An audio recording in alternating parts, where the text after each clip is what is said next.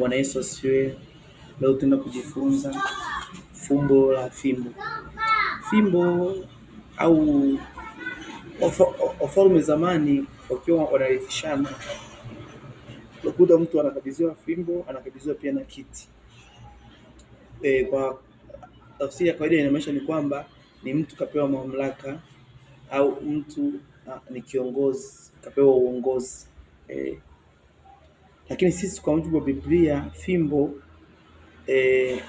ina maana mbili. Maana ya kwanza ni neno la Mungu. Maana ya pili ni mtu mwenye neno la Mungu. Maana ya kwanza. Alafu kwa sisi kwetu tukiangalia kwa namna ile ambapo watu watakuwa wanakabidhiwa fimbo, sasa unielewe, nikiwa nafanya fimbo huwa nashika kwa mtazamo wa aina mbili. Neno la Mungu au mtu mwenye neno la Mungu. Tutaenda kusoma maandiko.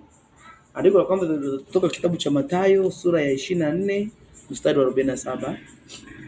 Andiko la pili kutoka kitabu cha Yohana sura ya 3 mstari wa 12. Kitabu kingine ni Timotheo wa kwanza sura ya 6 mstari wa 16. Kitabu kingine ni Zekaria sura ya 8 mstari wa 5 hadi wa 7.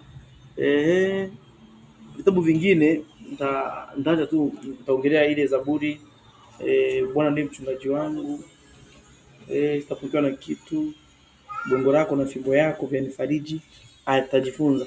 Kwa hiyo tunaona fimbo huwa inawasaidia watu kwa mfano kama bibi ni kizee, fimbo inamsaidia kumimarisha katika kutembea kwake. Unaweza kutembea na miguu miwili, bado unatembea, unaweza kutembea na miguu minne, unatambaa, tembea na miguu miwili, baadaye mwisho ukizeeka unaweza kutembea na miguu mitatu. Kwa hiyo fimbo inawasaidia mtu kumuimarisha. Alafu pia fimbo inasaidia ukuta kama watu ni Wamasai, wana fimbo kupiga watu wabaya, kupiga wanyama wakali.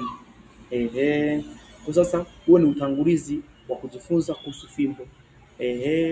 Kwa hiyo sasa hizo hapa hii klipu inaisha. Klipu inayofuata hiyo part B kuhusu fumbo la fimbo, tutaenda kujifunza kiundani zaidi kuhusu mamlaka, kuhusu uongozi, kuhusu neno la Mungu, fimbo ikoje, kuhusu neno la Mungu na gongo ni nini.